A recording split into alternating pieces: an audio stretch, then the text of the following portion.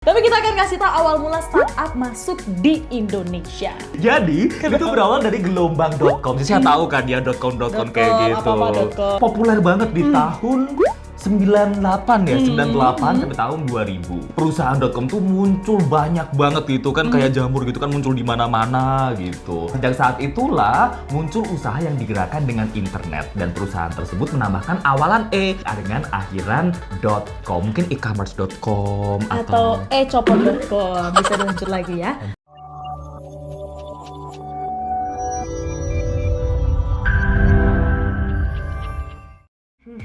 Lihat deh, PHK startup teknologi tembus 150.000 orang 23 tahun kemarin.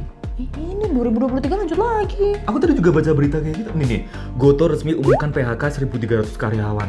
Jangan sedih nih, lihat nih. Dalam 6 bulan induk Shopee disebut PHK 7.000 orang. Oh, ini yang pada rame-rame di Twitter pas itu kan. Aku juga baca tuh nih. Susul Shopee dan Goto, ruang guru PHK ratusan karyawannya. Banyak ya, Cuy. lebih banyak sih kita. Tapi emang kalau kita ngomongin startup tuh kayak banyak banget itu loh. Bener, di Indonesia banyak banget sih memang.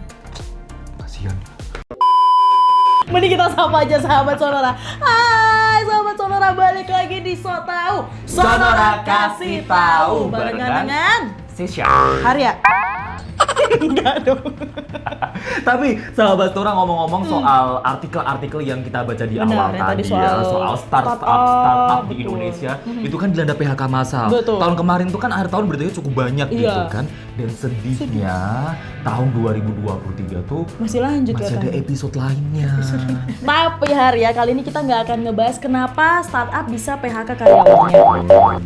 Ataupun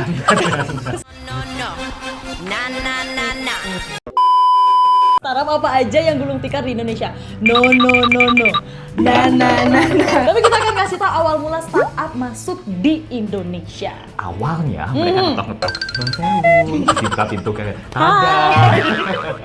Jadi itu berawal dari gelombang.com. Saya tahu kan dia .com kayak gitu. apa-apa.com. Itu jadi kan populer banget di tahun 98 ya, 98 sampai tahun 2000. Jadi perusahaan.com tuh muncul banyak banget gitu kan, kayak jamur gitu kan, muncul di mana-mana gitu. Nah, sejak saat itulah muncul usaha yang digerakkan dengan internet, dan perusahaan tersebut menambahkan awalan E dengan akhiran .com, mungkin e-commerce.com Atau ecopot.com, bisa dilanjut lagi ya. Tapi kemudian pada tahun 2010 ini ketika perkembangan teknologi terjadi di Indonesia, saat itu pula startup mulai berdiri, nggak duduk. Nah, itu udah bisa berjalan, udah 2 tahun biasanya.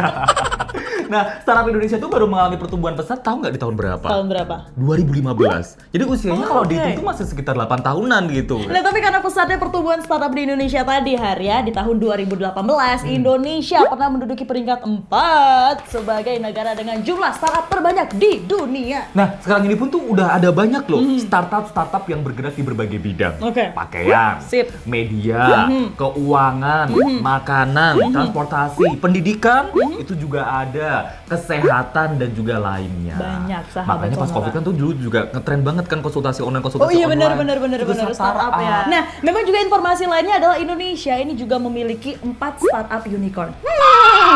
Startup unicorn sendiri ini bisa diartikan sebagai startup yang memiliki valuasi senilai $1 miliar.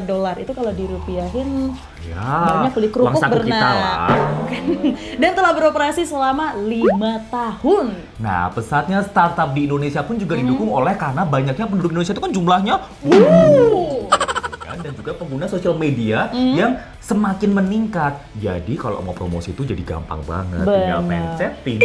Promosi. Selesai. Nggak datang uangnya. Enggak dong. Dan sampai tahun 2023 ini, Harya, Indonesia memiliki 2.478 startup dan berada di posisi ke-6 di dunia. Nah, tapi itu tadi ya ringkesan singkat dan juga highlight soal gimana sih awal mula perkembangan startup di Indonesia. Kalau sahabat Sonora tuh pasti kan juga banyak tuh tahu nama-nama startup di Indonesia. Cuma jadi ada 2000-an gitu kan. Disebutin. Mungkin mau tulis di bawah gitu kan. Siapa aja sih startup favoritnya? Langsung tulis di kolom komentar, atau kalau misalnya mau subscribe juga boleh, mau share juga boleh, mau di like juga boleh. Karena besok ada startup baru. Apa? Sonora Sok Tahu. Kita ketemu lagi di episode lainnya. Bye!